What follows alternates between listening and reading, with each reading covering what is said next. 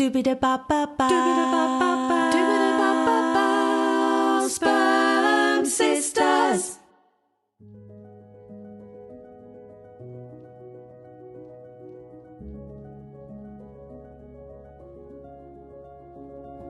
In this Sperm Sisters bonus episode, Natasha tells the deeply personal, real-life story of a listener who has generously and courageously opened up about their conception journey, trusting us to bring their lived experience to you today. A single, unexpected message leads Emma to cautiously open a door to new siblings and discover that her life isn't being rewritten, it's just quietly expanded in ways she never imagined. We hope these bonus episodes help to shed a light on the world of donor conception. Whether you're about to begin your journey, have recently discovered your donor conceived yourself, or would just like to learn more. We would love to hear from you too if you have a story to tell. Always with the option to remain anonymous, of course, if that's better for you. Sharing helps build the narrative on this quiet and mostly unspoken world. Our contact details are spermsisterspod@gmail.com.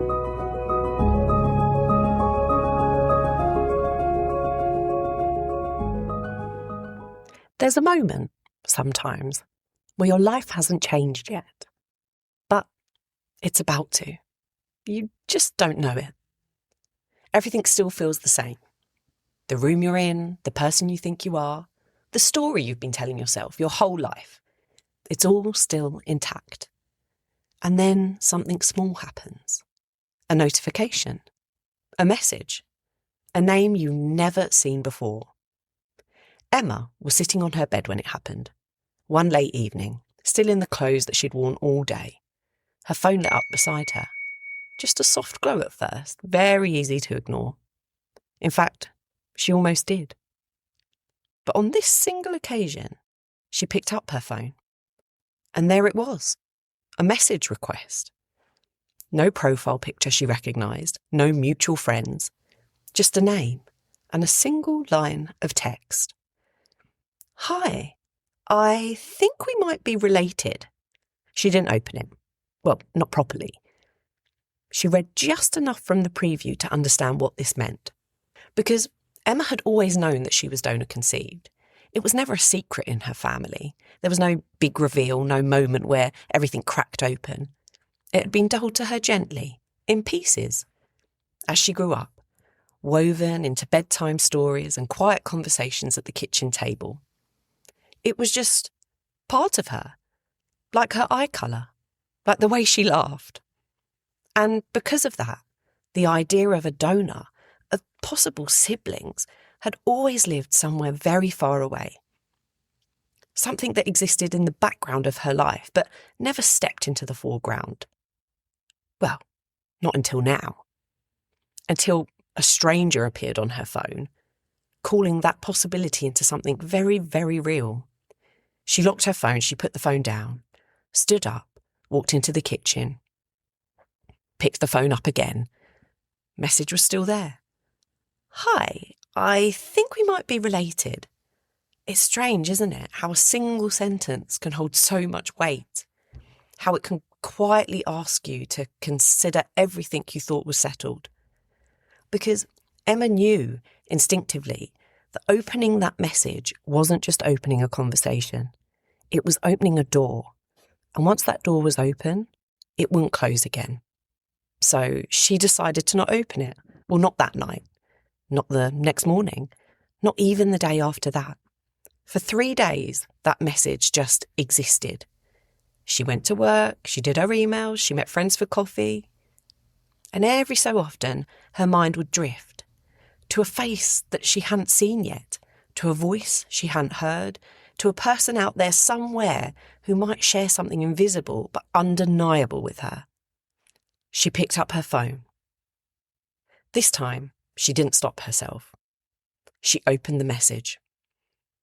It was longer than she expected, very careful, gentle, the kind of message you write when you're trying not to scare someone, when you know you might be stepping into their life uninvited. Hi, I think we might be related. I was donor conceived and I've recently found a few matches through DNA testing. No pressure at all. I just wanted to reach out. No pressure. And yet everything about it felt like pressure. Not from the sender, but from this very moment itself. From the quiet understanding that this very much mattered. And then slowly she found herself typing back. Not a perfect message, not something profound or polished, just something very honest. Hi, I think you might be right. I'm feeling a bit overwhelmed, but I'd like to talk. She pressed send before she could rethink it. And just like that, the door opened. What followed wasn't instant or easy. It wasn't a cinematic moment where everything clicked into place and suddenly made sense. It was quieter than that. Two people at first trying to understand what this connection really, really meant. Comparing small things, childhood details, little fragments of themselves, laid side by side like pieces of a puzzle they weren't sure how to solve. They discovered similarities that felt almost too specific to be coincidence.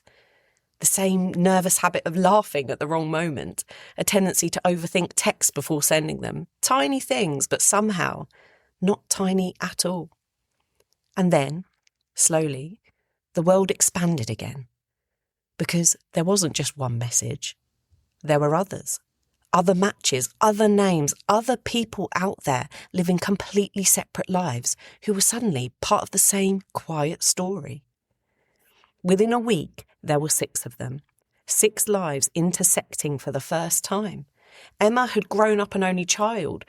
She had found herself staring at a group chat filled with strangers who shared something she had never physically seen reflected back at her before. At first, it was overwhelming.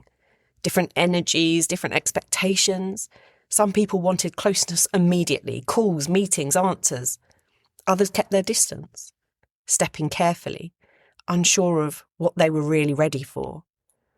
There were pauses, silences, moments where no one quite knew what to say. But there were also moments, small fleeting ones, where something clicked. A joke that landed or a story that echoed, a feeling of recognition that didn't need explaining. And over time, those moments started to grow. Emma became close with 2 of them, much closer than she ever expected. They moved from messages to voice notes to long conversations that stretched late into the night. Conversations weren't just about how they were connected, but about who they were individually, their lives, their fears, their ordinary days. Until eventually the idea of meeting, it didn't feel impossible anymore. It just felt inevitable. If you love immersing yourself in these personal stories, make sure you check out our other bonus episodes on Spotify, YouTube, and wherever you listen or watch your episodes. Now, let's continue with Emma's story. The day they met, Emma said she noticed it immediately.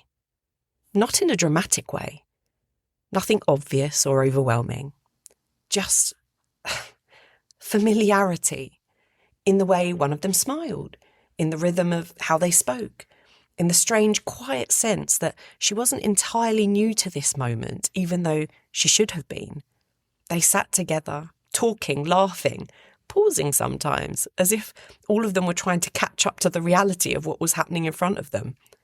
And at one point, in the middle of something completely ordinary, someone telling a story, someone else interrupting, all of them laughing at once, Emma felt it. A shift. Not a sudden, life-altering realisation, just a soft, steady awareness that it mattered. These people who hadn't been part of her life a few weeks ago were now part of her story in a way that just couldn't be undone. Later, when she tried to explain it, she said something that stayed with me. She said it didn't feel like something missing had been found because she had never felt incomplete. Her life, her family, her sense of who she was, it had always been whole.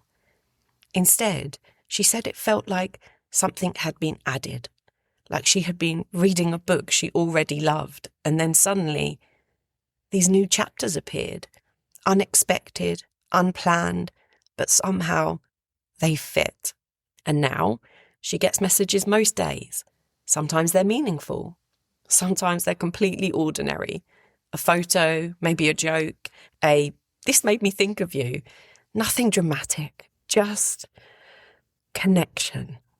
The kind that grows quietly over time. And every now and then, she thinks back to that first night, the glow of her phone, the message she almost didn't open, the version of her life that almost stayed exactly the same. And she wonders, not with regret, but with a kind of awe, how something so small could change everything so gently. And I think that's what stays with me about this story.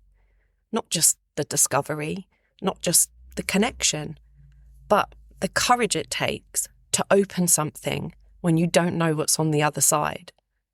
Because sometimes it's not about finding what was missing. It's about allowing something new to find you.